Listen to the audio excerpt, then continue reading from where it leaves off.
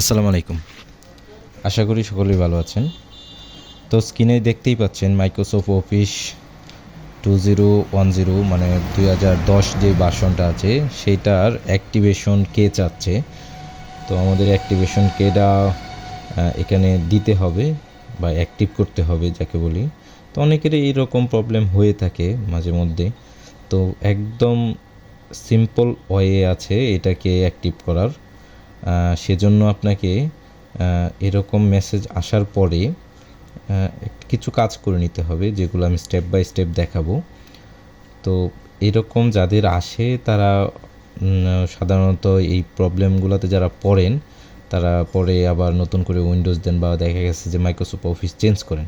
তো এটা চেঞ্জ করা লাগবে না, আপনারা জাস্ট এটাকে রিঅ্যাক্টিভ করতে হলে একটা কাজ করবেন, সেটা হচ্ছে আপনার পিসির যে দিস পিসি আছে ওইখানে ক্লিক করবেন, ওইখানে চলে যাবেন।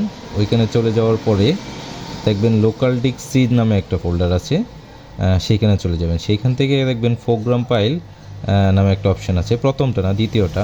তো প্রোগ্রাম ফাইলে ক্লিক করার পরে আমরা চলে যাব হচ্ছে কমন ফাইল নামে একটা ফোল্ডার আছে, ওইখানে ওইটাই ক্লিক করব।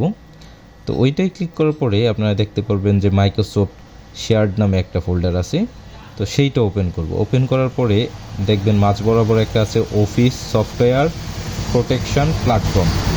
তো ওইখানে আমরা ওইটা ক্লিক করব। ক্লিক করার পরে নিচে যে সফটওয়্যারটা দেখতে পাচ্ছেন এটাকে জাস্ট আমরা ক্লিক করে রান অ্যাজ অ্যাডমিনিস্ট্রেটর করে দিব। তো আমারটা আমি করে দিচ্ছি। তো আমারটা অলরেডি হয়ে গেছে, 1 সেকেন্ড বা তার কম সময় লাগে। তো এটা হয়ে গেছে। তো দেখেন আমরা যখন নতুন করে আবার এটাকে ওপেন করব তখন আর এই মেসেজগুলো আসবে না, এই মেসেজটা আর আসবে না। এটাকে অ্যাক্টিভ হয়ে গেছে বলতে পারি আমরা। তো এই সমস্যাটা যাদের সমস্যার সমাধান হয়েছে তাদের জন্য তো ভালো, আর যারা এই সমস্যাটা সমাধান করতে পারেন না তারা আমাকে ইচ্ছা করলে মেসেজ করতে পারেন, আমি আপনাদের সমস্যার সমাধানের জন্য যেটুকু সাহায্যের প্রয়োজন আমি করব। তো ধন্যবাদ সবাইকে, ভালো থাকবেন। আসসালামু আলাইকুম।